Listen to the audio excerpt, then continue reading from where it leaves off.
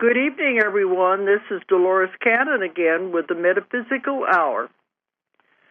And I hope everyone is having a good evening. We're still bothering us with the way that it gets dark so early here. After being overseas, where it's getting dark at 8:30, here it's 5:30, and we just still feel our bodies still haven't adjusted to that. It's a shock. Okay. Well, it's just me and my daughter Julia tonight. We don't have any guests. Hello. So we're going to be talking about various things. I think we completed most of the trip on the last 2 weeks. We were telling you everything that was going on. But I want to give out the toll-free number in case anyone wants to call in, because we're open to call-ins tonight. I have some things we might have for a topic, but then after that, anybody who wants to call in is free to do it and ask questions about anything they want to. Toll-free number is 1-888-815-9756. 888-815-9756. Okay, I guess the last thing we wanted to bring up about the trip that happened in Sydney, which was a really startling thing. Right. Well, these forces, I guess you would say, that I work with, and everyone who knows my work knows that I work with what I consider the greatest force there is. It's the source of all knowledge, has answers to everything, and it's the one that does the instant healing that takes place in our work. But they also can be mischievous. And a lot of times things happen in my office, especially, mostly there, because that's where I'm doing most of my sessions. And the things that happen there are really amusing, and I'm so used to it now it doesn't bother me. Of course, it kind of startles some of my clients when they come in. But a lot of it usually is knocking and banging on the walls. And I don't know, you might say it's just energy, but it only happens when I'm with a client, and they seem to say, we're here, we're ready to work. What I'm getting is a thing. We're not mischievous. It's just for emphasis, and it's different things that happen are emphasizing points that are made. So it's like to really get a point across. So because, a lot of times, once they start, when the client is sitting there talking, we have an interview process first, and I have to get to know the person. This can go on for a couple of hours or more. And when they're talking about things, a lot of times this knock will be, these are loud knocks. You can't mistake them. It's a loud banging. And it'll happen, and they say, why did they do it there? And I said, I guess they were agreeing with you. Right. It was probably emphasizing something they said or whatever. So it is a little strange. I don't know if I brought this up before or not, but it used to take place in my old office, the one I was in for 5 years before we were flooded out. That's where it all began. And I had a glass door, and it had a Venetian blind on the glass door. And it started when I would be with a client, we're doing the session, and there'd be a knocking on the glass door. And I could see it from where I was, and there wouldn't be anybody outside because you could see him through the blind. And I thought that was a little strange, and that's how it began, just a knocking on the door. And then there would be like a knocking on the wall, but in that building it was a cement block building. So there's no way anybody's going to be able to knock on the wall of a cement block building that is built into the dirt and have it sound like that. That was one of the first things that happened. And there'd be other minor noises and things that just to kind of get your attention is what it was. And I asked them one time during one of the sessions, what was that I was hearing? And they said, oh, it's just us. We just want you to know we're here.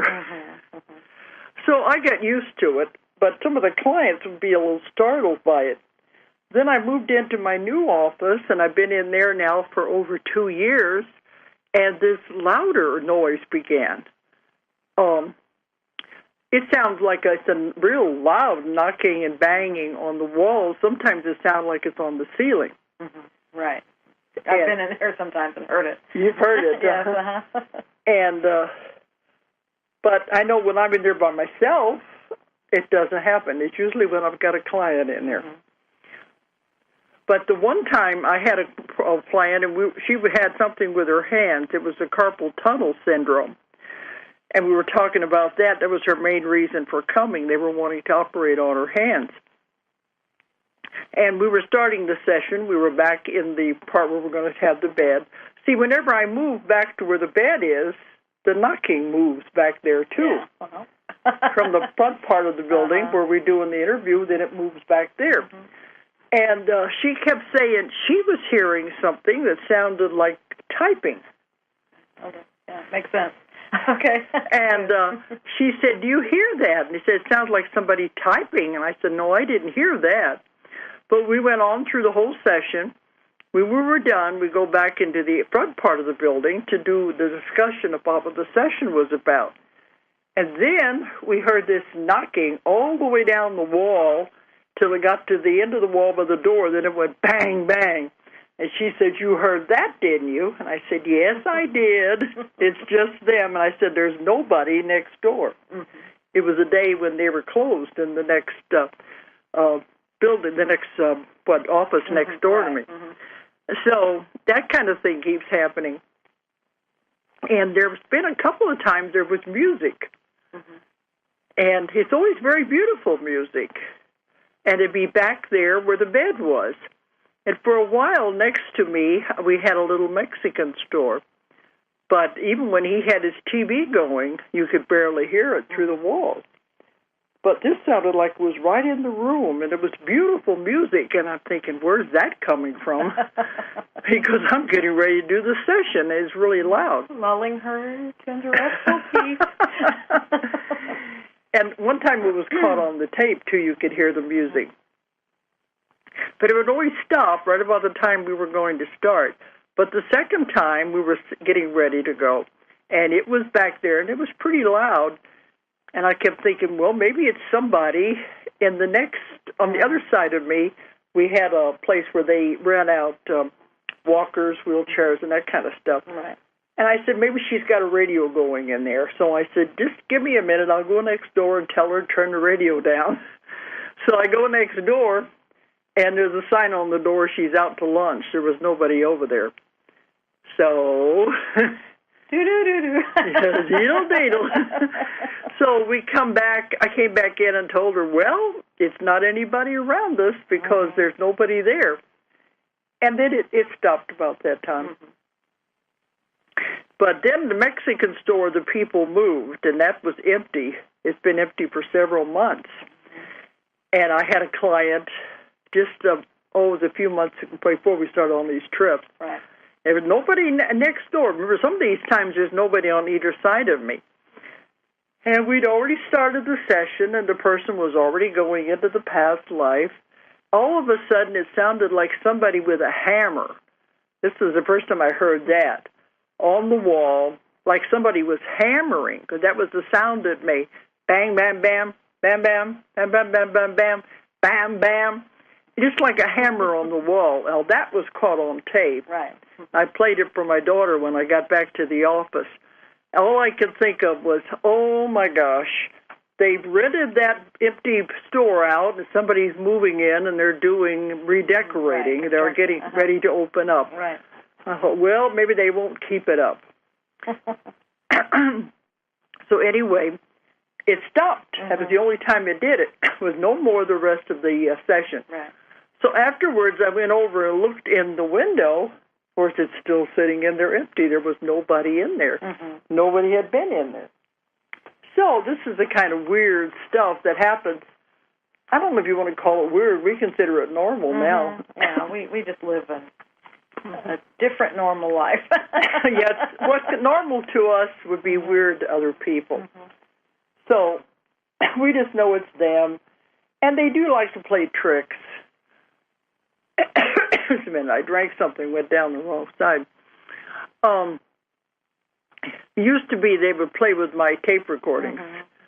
And I had to make a deal with them. Please leave my electronics alone because I need my electronics. They were doing things that the electronics guys say was impossible to do with tape recorders. Right. I said, I don't care, it's doing it.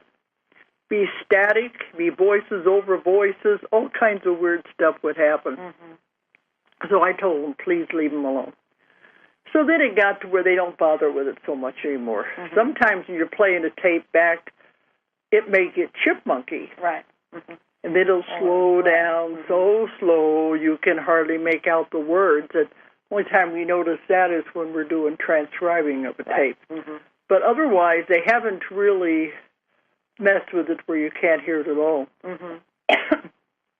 In fact, one of my students, we just got an email from the classes we did overseas in Australia, and he said he did one of his first session he did trying this technique, and everything electronic in the house was acting up and going out. And he said, I remembered what you said, and I made a deal with him. Please leave my electronics alone. Right. Well, I've got clients now who are bringing in these digital recorders, and I haven't got to that point yet because but you're almost there. We've almost got you there. Don't make that face. Well, you have to admit you made a big step, and you're toward accepting it. Well, I just didn't trust the digitals. I've had bad luck with them, and I prefer my tape recorder. But Julie keeps saying that a lot of people don't have tape recorders anymore. Right. So I've figured I'm going to have to switch. That's right. But anyway, I have some clients that bring in the digitals, and they lay them there. They want to make their own recording. And sometimes I'm watching it, the light's on, and then the light starts blinking, and it goes out. Well, you just have to make your deal with them on that, too. So I asked them about that, what's going on there, and they laughed, and they said, the mechanical ones with the tape recorder is a little harder to fool with because it has mechanical parts. The digital, that's easy because it's all done with energy. So, okay, if I do make that step and start using the digital and making so I can give a copy to the people, talk to them. I'll have to say, please leave my digitals alone. That's right. Okay, but anyway, this stuff is normal for us. But what happened on the class we did in Sydney, and this was a big class there. I think it was 65 people. We had a big room of people. And we were finished, had done the 2 days, and we were going to do the demonstration on the Sunday. Right.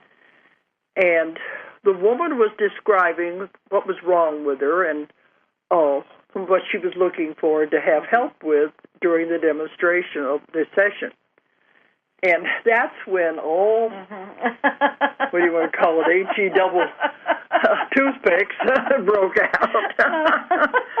Chaos reigned. You're so funny. The students didn't know what to make of it. And we still don't have an adequate explanation. No. Okay. We were in a big building. It must have had 7 or 8 floors. Right. Anyway, we were on about the second. We were on the second or third floor. We were on the 3rd floor. Okay. The lady was describing her symptoms, and she's talking about one of the symptoms, she was having problems with her bladder. And she said it just constant urination. Yeah, she said she didn't absorb any of the liquid that she drank. It just went right through her. And she had, problems, with her bladder because it was like she'd always had to be aware where the restroom was. She was very nervous about that because it would just go through her. And that was her complaint. But she's talking. That was one of them. I mean, she had other she had a lot of other physical things. That was one of them. I don't know if there was a connection or not, but when she's talking about that, it was right after she said that.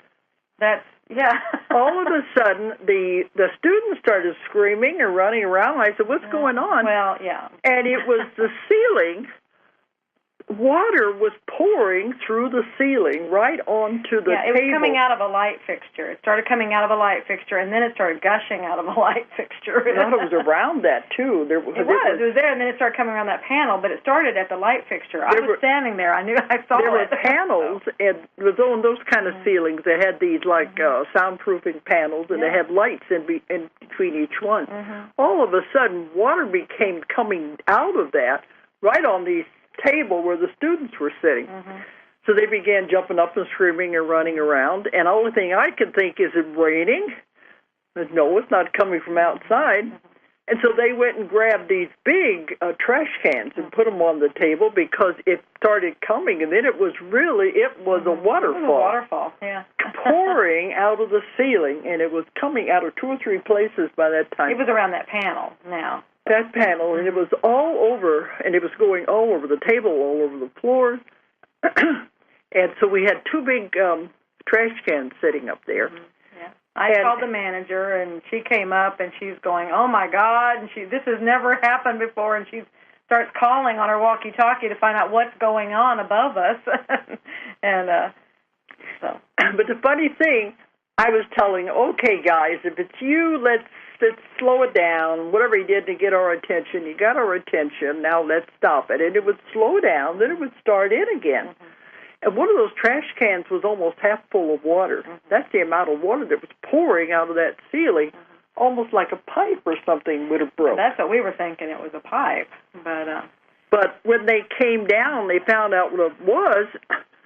Their explanation was that somebody above us, there was a restaurant and a bar up above us, and that somebody was mopping the floor, and they said a bucket of water fell over. Yeah, well, see, it wasn't so much, I know you kept saying, okay, it can't be. What got my attention more than anything on the bucket of water, I mean, whether or not it could have been it or not, that doesn't really make sense, but the thing that got my attention was the person, he said the bucket fell over. He doesn't know how the bucket fell over. He said he doesn't know what happened to make the bucket fall over. See, that got my attention, and her saying this has never happened before. Those are the 2 things that made this a do-do-do-do thing. And besides, a bucket of water? Yeah. I know. But I said aside from that, because none of that makes any sense, because how's it going to go through the floor? I mean, none of that makes any sense. Yeah, because it's a hardwood floor up above. How's it going to go through that?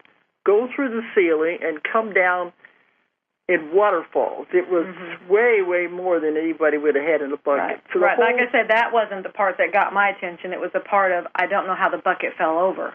And so that was happening at the same time as this. So it's like there was energy. It was all this was happening throughout that area and causing things to happen. So weird stuff. Well, we had a lot of energy. I mean, 65 people. 67 counting you and me, so... Yeah, and they're all focused. You have focused energy. You can see what will happen. Well, we're powerful beings anyway. Put a bunch of us together, and we've been... I mean, it was a powerful weekend. I mean, that your classes are. And there's a lot of information, a lot of things happening, so it does. It pulls that focus in, and it... The energy. Yeah. And, always, never be surprised with what might happen in a class. But anyway, they came up one notion, they cleaned it up and everything, and by that time we had taken the tablecloth off and everything. I said, no, let's just leave it alone. You can do it after we're finished at lunch break, because it was so weird anyway. But, this is things like that have happened before, though. We were in Johannesburg in South Africa last year. This was not at the time of the year that they even have storms. It's a drought period. Well, they kept saying they don't have, their summer officially begins when they have their first rain.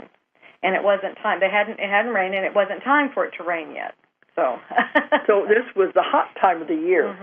And we were in there doing the class. And that was on the last day again, I think. All of a sudden... Yeah, it was on the demonstration. Just all of a sudden, this huge thunderstorm broke out right over the building we were in. Lightning and thunder and wind and pouring down rain. And everybody said, well, it doesn't happen this time of the year. Yeah, I made a comment. I said, does that mean it's summer? And she was like, no, it's not summer. It's not supposed to do this time of the year.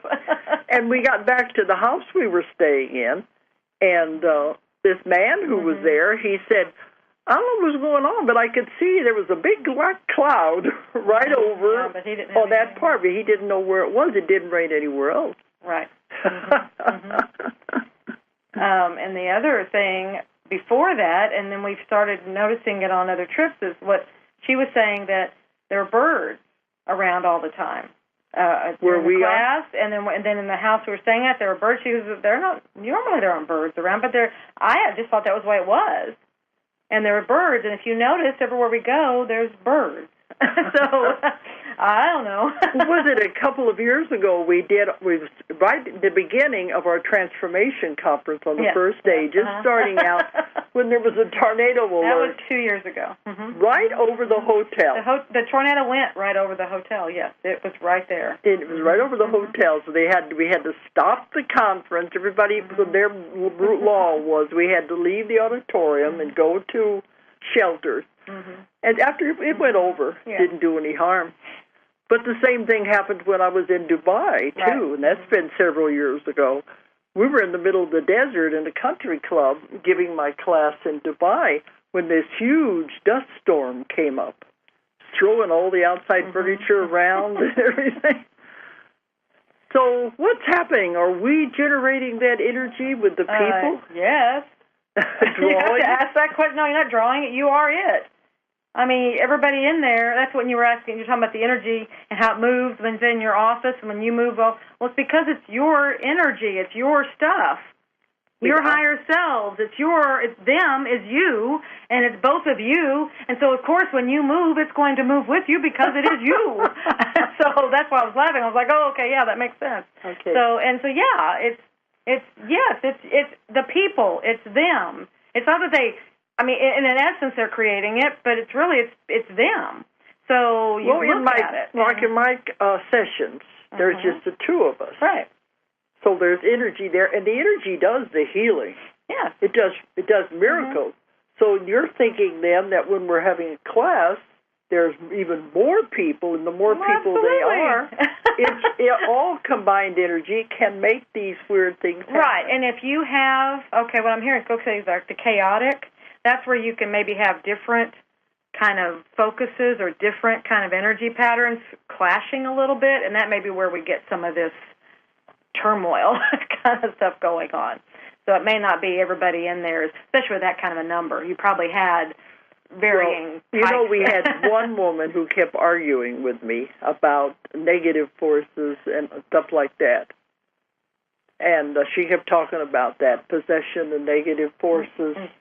And I kept telling her no. And so that she was the only one that kept denying up to the end that it was this was positive. There has to be evil forces and all of that. And I'm wondering, what are you doing here? This is not what I teach. So you might be right there if there may be one person. Well, it was more than one person. I mean, see, one person with that many people, if everybody else has an altering view or we're all completely in unison on something else, that would have light overshadows dark. So it wouldn't have had any power. So that's telling me that there were actually more that maybe had confusing thoughts.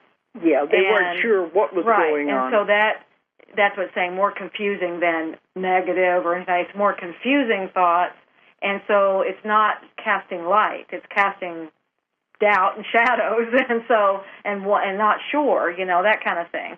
And so then that just brought it in. So that made it, and then there were then not just being two. Okay, I'm seeing that there were several different things, and that creates chaos. Well, in the energy. Because there's this powerful stuff that we're working with, and some of it may be very hard for people to understand and accept, even when they see the things happen. Absolutely. I mean, when you think about it, I mean, this is new thought. This is new stuff. Because I've been thinking about it recently, in general, and it's like the world that we live in. Us, because we're around this and we see this all the time, and like we said, our normal is not normal for other people. Yeah. But we're around this, and I just lost the whole thing. Oh goodness, don't do that to me. We're around it all the time, and so you mean other people? What's normal for us is not normal for them. Right. Okay. Yeah, and we we even are still exploring all of it, Yeah. But it's like sometimes I hear what I'm saying, and it's like this is really out there. But it's our world. I mean, we see it. We see what happens. We see it as real because it is real. But then if you look at it from somebody else's eyes who's lived a whole different life and been raised a completely different way, not open. I mean, we were raised open. You guys raised us open, to be open. And to think for yourself. Absolutely. And the more, and that's what was coming to me, the more we keep moving, the more that mind just keeps open and just like anything is possible. And that, how hard that is to believe and understand?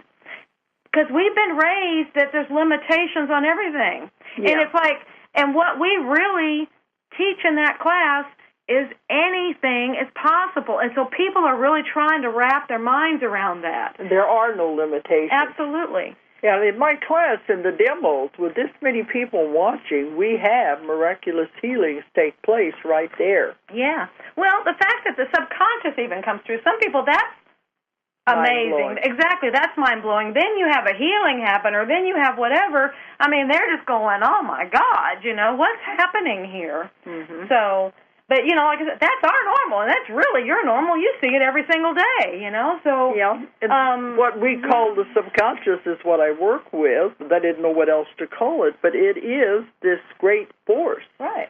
That has the answers to everything, and it does miracles. Right. With the healing. See, we have no doubts. We have no one, but I think sometimes we forget that other people do. But by us standing there going, this is what I see, this is what I know, this is what I'm around it all the time, that helps them until they see it for themselves. But I'm saying is, they do have, I'm just saying I thought about that as like, wonder how other people sometimes see things, because, this is just how we've been living. But I know there are times at the end of the class, some of the students will ask me, will we be able to do this? Mm-hmm. Yes, that's why I'm teaching it. Right. If you do it step by step, what I show you to do, that you can do it too. Oh, my goodness, and the students are always telling us the things that are happening. Oh, yeah, they are now, but some of them think, I'm the only one that can do it, and are we going to be able to talk to them, or are we going to be able to have these things? Because it is so grand. I mean, it's so, that's over that limit of possibility. It's like, oh, my God, this is something only special people can do, and you're saying I can do it. It's almost like that, like the grand poopah is saying, oh, now, everybody can do this. Anybody can do it if the belief system is very powerful. Yes, it is. Of course, but they say no limitations. Right. There are no limitations unless you place them on yourself. Right. Everything is possible. Absolutely. You can have anything you want. You create your reality. There isn't anything you can't do. So when I'm applying it to my work, we do have miracles happening all the time. Right. And like I figure we taught about 150 people, I think, on this last trip. Right. And we had fantastic healings in each class. Yes. Extraordinary things. So for them to see that, of course, there's other ones that are going to think, well, it can't be. I don't know what I saw, but it can't be possible. Exactly, and that's what I'm talking about, is that mindset, or that mind. Even when it's right in front of you, you're still going to make it the way you want it to be. Yeah. Based on your limitations or lack of limitations. But then, can they do this or not is going to depend on them. Yeah, and what they believe. And so what will probably happen is they'll get things, and that's probably maybe some of the people that don't get some of the miraculous stuff is because they don't believe they can, and they're waiting to be shown and proven to. And it really does, which goes along with your next thing you're going to say, it really does go with the belief. You have to believe it first. That's always been the thing. You have to believe it before you'll see it. It's not the seeing is believing. It's the believing is seeing. You have to believe it. And there's the trust, the belief and trust factor. And I trust them implicitly because I've seen what they can do. But that's the thing we were going to talk about, too. This has been coming up time and time again, though, that I say, there isn't anything they can't heal. Right. They said the body never reaches the point where it cannot be brought back. Right. course, a lot of it depends on how much damage the doctors have done. Well, or if it's your time. I mean, if you have set that this is my exit point, then, you're probably not going to want to be healed if it is your time. Well, of course, that's the conscious mind versus that other part of you that makes the plans. Because when you come into a life, you make a plan. This is what I hope to accomplish in this lifetime. You make contracts with other people, what you want to work out. But part of that plan is the exit plan. Right. This is how I'm going to go out, and this is when I'm going to go out. And they say no one ever dies until they are ready to die. Right, not 1 second sooner than they're planning to. And that's why it doesn't do a whole lot of good to keep the body alive once the spirit has decided to go on. Right. They are no longer in that body. So we've had a lot of discussions about those things, too. But anyway, I've always said that it can heal anything. But it all goes back to the person. Absolutely. They have free will. You can never go against their free will. Now, you would think everyone would want to be healed, especially the ones that come to see me. You would think that. Right. But that's not the way it is. And that's what I'm finding out, and this has been a big surprise to me because I really, really want to help everybody that comes in. Right. And I would think when they go to all the trouble to come and see me that they really want to be healed. But I'm finding out that's not true. Right. And I'm getting this, but also it's something we've discussed before, so it's not anything new, guys. Okay. It's that responsibility issue. I mean, they are responsible for their own healing and their own health. And sometimes people are coming in to, do it to me, fix me, fix me. It's always fix me. And that mode will never get it done. I mean, that's what you go to the doctors for, and the doctors know that's not what's getting it done. The person has to be responsible for their own health. They have to be responsible in realizing they got themselves into this in the beginning. Exactly, and they are the ones to get themselves out. Have to get themselves out. But and what you actually do in the session is you connect with that source, and that gives the guidance. It actually will do the process, and it also gives a guide, like where it came from, how it came, the whole thing, so they know what caused it. And then that's where they come in themselves. When they hear that, it's like, okay, that's where the responsibility things is, I created this for this reason, I did this, now don't do that anymore. Yeah. Because so many times it's like they just go back out to their lifestyle or the pattern that caused it. Well, that's going to keep causing it. That's what I try to tell people when they come in, and I say this in lectures too. You should never, ever be sick. You should never have any aches, pains, physical symptoms at all, because the human body is a miraculous machine that has been created to heal itself and take care of itself if we don't interfere. Right. It can do it. Absolutely. It is a magnificent machine. It is. My years of nursing, that's where I was just amazed. I was fascinated by the body. The body is fascinating. It really is, and what it can do. And it's a miracle that it even heals itself in normal times, from broken legs. It's a miracle all the time. It's constantly doing miracles. And then, like, as I'm doing exercising and things like that, then I'm seeing even more what it can do as it builds itself and builds in health and it builds strength and things. All those things are miraculous things. They're fascinating things, what the body can do. We don't appreciate it. No. Too many people out there abusing this beautiful machine. Right. But that's what I try to tell people. You make yourself sick. And a lot of people don't want to hear that. They say, what do you mean? I don't want to be sick. But if your mind is powerful enough to make yourself sick, it's also powerful enough to heal you. First, you got to find out, why did I do this to myself? Right. You have to admit to yourself you did create it, and you created it for a reason. Right. Responsibility. You got to take responsibility for it. This is not on a conscious level, because no one on a conscious level says, well, I'm going to go out and be sick. You don't think they do. Right. But it's never on a conscious level. It's always on this other level that these other things come into play, and you make yourself sick. It could go back to things in your life right now, circumstances in your life and what's happening right now. Things in childhood have a way of bubbling up. People bury them and they hold them in there for years and years, and then they finally come out later. Or they can go back to past lives. Right. and you carry over echoes of it or memories of it from other lifetimes. So it all boils down to finding out the cause of why you did this. And then, of course, you have to be willing to release it and let it go. Right. Now, I've seen thousands and thousands of people. The vast majority of them want to release it. They want to let it go. They don't want surgery. They don't want hospitals and everything like that. And they say, the ones I work with, they always say no surgery, no invasion of the body. It's never necessary. The body can take care of itself. And they also say no drugs because all drugs have a side effect. Natural things, alternative herbs, they say is fine because there are no side effects on that.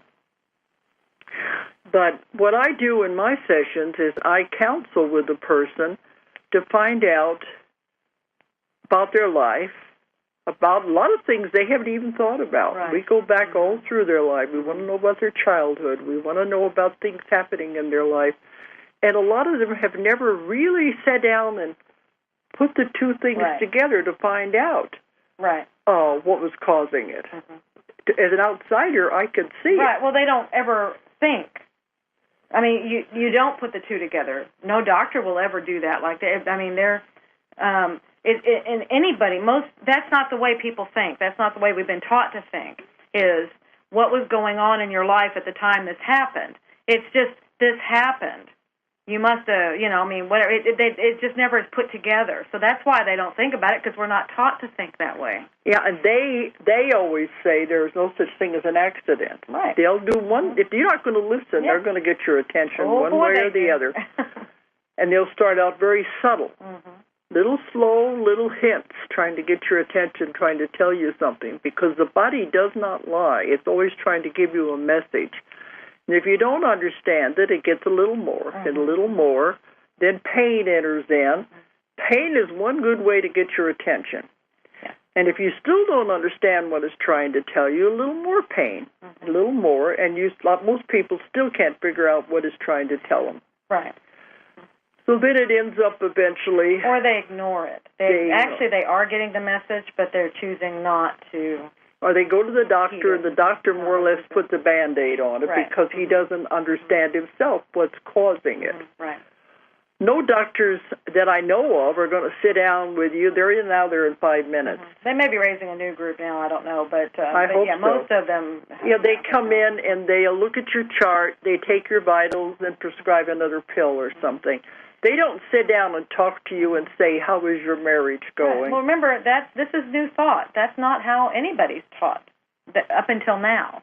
That's why they've told you this is the therapy of the future, because this is a new way of putting things together and thinking. But if the doctor were to sit there and talk to the person about, tell me about your marriage, what kind of problems you're having, tell me how's your job going, they may find out a lot more about what's causing the person's illness and their problems. Some psychologists do it, but they still don't know how to put it all together anyway. I have been seeing, and I know this is strange. I was really impressed and surprised, but they've hit it on the head.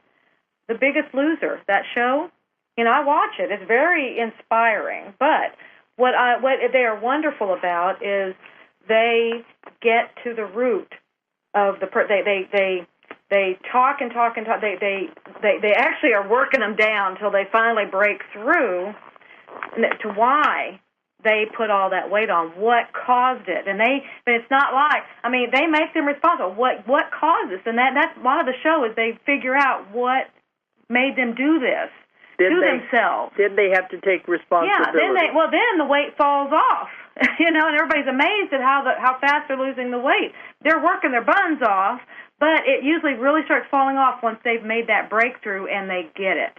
What caused it? Then they release it, and... But what's discouraging to me is that everybody doesn't want to be healed. I can't see myself why they would want to be sick, but this is what I'm finding out.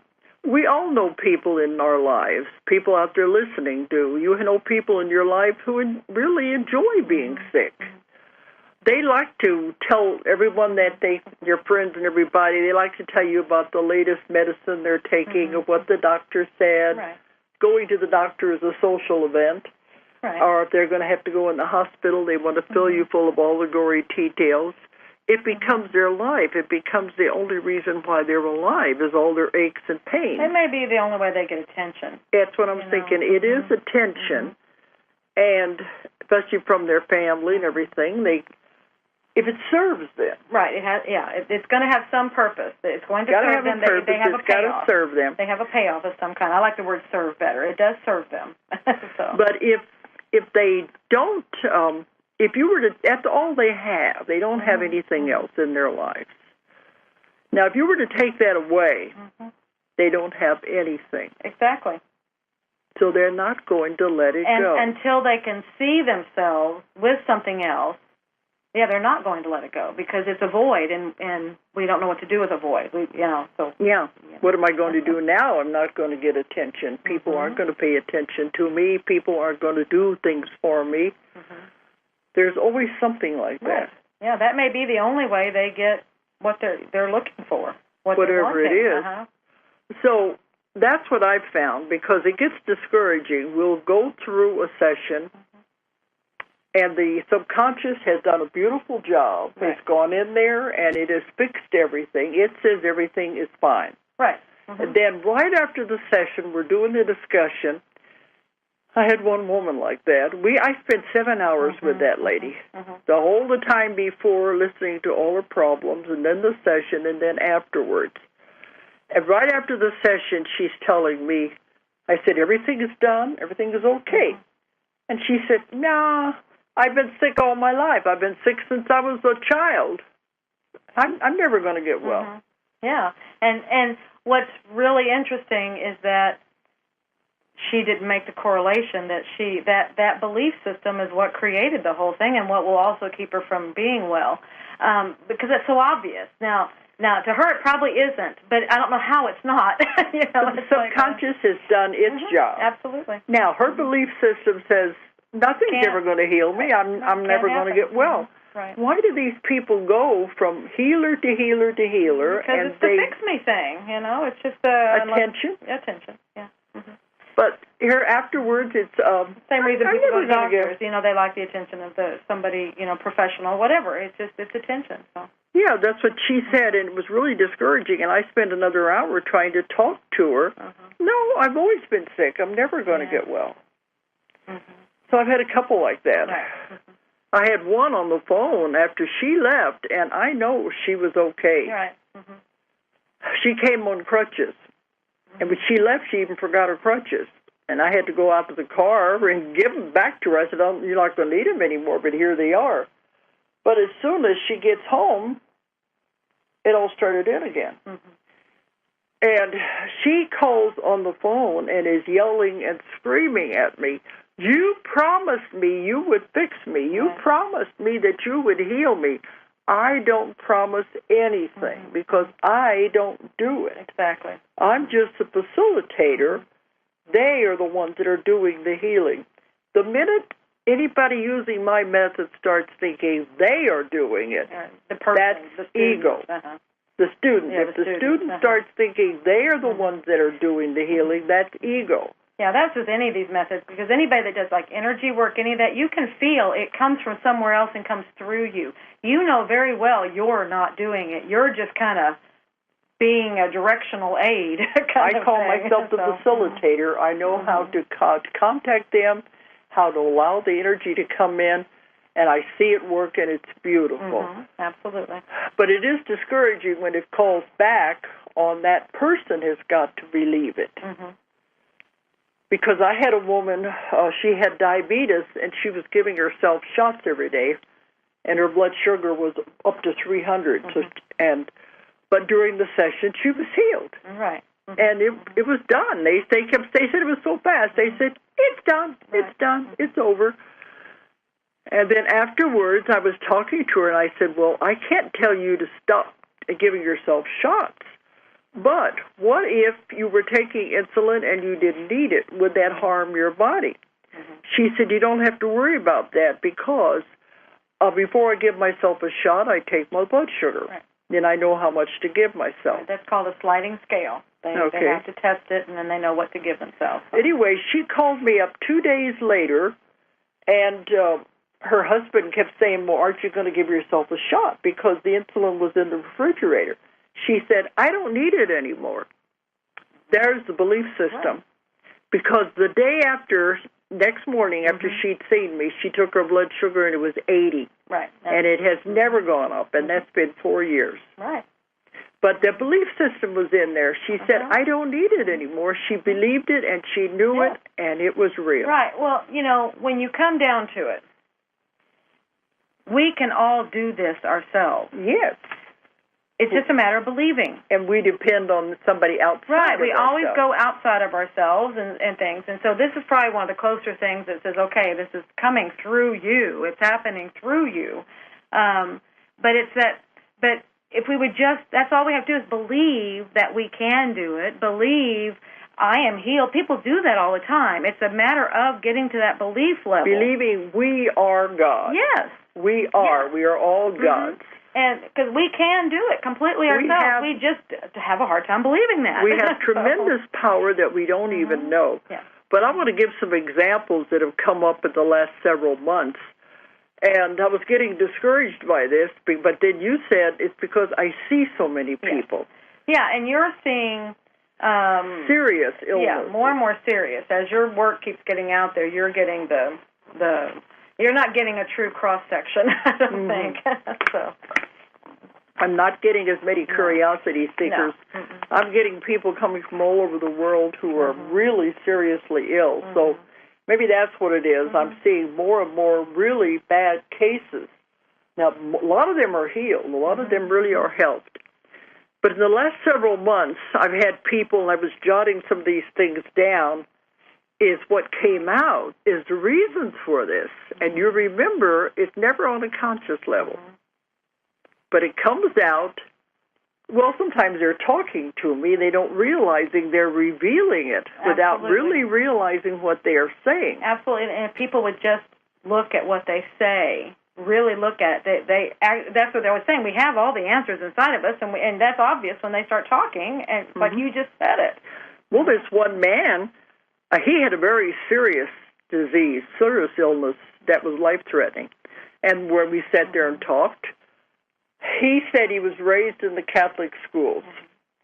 Now, I'm not a fan of these Catholic schools, not after what my clients have told me, really. And I'm sorry out there if I'm offending anybody's religious beliefs.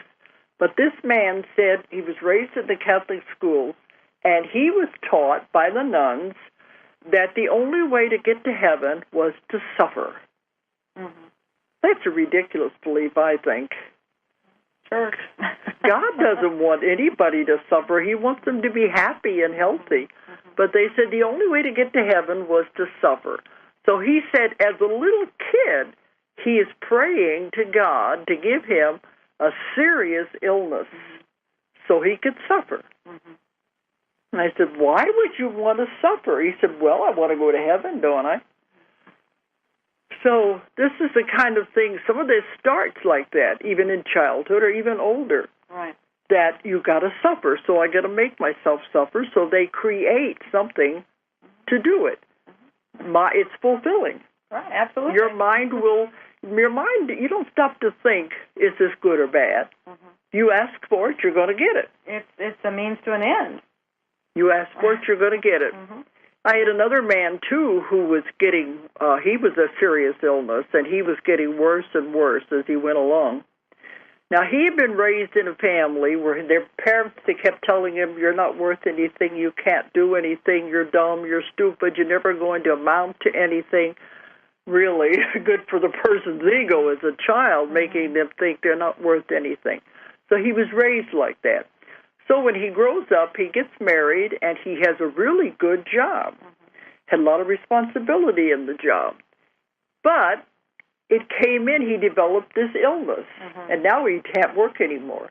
But it came out that he thought on this other level that if he was sick, the bosses, they wouldn't expect as much out of him.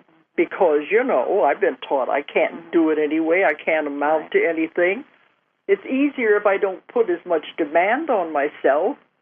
So if I something wrong with me, they won't expect that much out of me, and I can just, I guess, I won't have to work as hard. Skate through life. Yeah, and I won't have to worry about having that responsibility. So he creates this disease. But once you start down that path, it's kind of hard to reverse it. That's the problem. But it can be done. It can, once you realize you're the one that's created the whole thing. Yes. Yeah, and that's a reality check to do that, to make yourself responsible. That's a lot of talk you have to do with yourself, you know. And there was another one, it came out, he believed that if he got well, his wife would leave him. Right. And he'd been married 50 years, and I said, she's not going to leave you now, not if you're sick. But I guess he had that much, insecurity? Well, he may have thought that was the only reason she stayed with him, was to take care of him, a need to be needed kind of thing. I mean, it was like maybe a codependency kind of thing going on there. And if he got well, he wouldn't need her, and so she would leave him. It's funny the way the mind works in this stuff. And I had another man he was really bad. It was kidney disease, and he was on kidney dialysis, and he was getting worse and worse. He got to the point now he could hardly walk. He was using crutches. So took a long way to get here. But what came out with him, that's what I always want to know, when did this start? And what was going on in your life at the time it started? Right. This may be good for the listeners. Just go back and start searching in their mind. When did it begin? Right. You've got to make that correlation. The phobia? Yeah, that's what makes your mind start working in that direction. The phobia, the allergy, the disease, the illness. When did it start? Right. And what was going on in your life at that time? We very, very seldom put those two things together. Exactly. Because we don't think there's a connection between the two. When I asked them those questions, maybe for the first time, they have made a connection that, oh, yeah, I was going through a divorce at this time, or, oh, yeah, that was in high school. In puberty, a lot of stuff starts. That's when the hormones kick in, there's so much insecurity. A lot of things start at that time. But you start making these connections, you'd be amazed what you're going to come up with. And it may take a while to make those connections because you've got to really think, and work yourself back to those times. What was going on? Because a lot of times we blocked it out. Yeah, a lot of times you bury it and you block it out. But that might help the listeners to start thinking about, okay, what was going on? That'll give you a clue as to why you started this whole thing. Well, the man with the kidney dialysis, we found out he had a live-in girlfriend, and she left him. Well, he was feeling sorry for himself and all of this, and so he started developing the kidney diseases to get sympathy from her. Of course, it didn't work. But that part of our mind is not thinking correctly anyway. No, well, it's thinking, they'll feel sorry for me. I've got to make myself weak. Or sick. Something where they'll come in and take care of me. I mean, because it just thinks that's what I would do, probably, but you're not. And maybe it's worked before. You never know. I mean, it could be other things happened and it did work that were similar. So. As he's gotten worse and worse now over the years, and now he had to go back and live with his mother. And his mother doesn't think he's really sick because she sees what she thinks is a perfectly healthy man sitting on the couch not doing anything. Why aren't you out working, getting a job? She doesn't understand it. So he says, and see, you listen to people and what they say, they'll leak the little clues. He said, so I've got to really be sick to prove to my mother that I really am sick and I can't work. Yeah, I've got to, I've got to show her. See, once you start down that path, you can create, like you said, you can create anything positive in your life, you can create negative. Right. People think, okay, this is something that's happening to me. It's never something that's happening to you. You are creating it.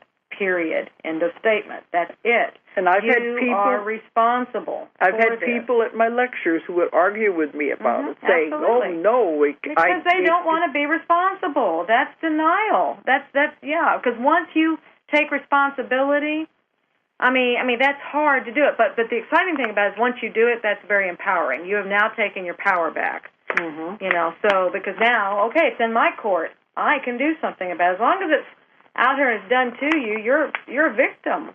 You know, you can never do it. So yeah. Because we had one person that came to me, said she went to the doctor, and she'd been taking all the medication the doctors had told her and everything all these years. Anyway, when she went back to the doctor this one time, and they said the only thing was wrong with her now was the interaction and all the medication she was taking. And she said, and they said she was going to die. And she said, you mean I've been a good little girl and taking everything that you told me to take, and it's killing me? And they said, yes, and there's not anything we can do about it.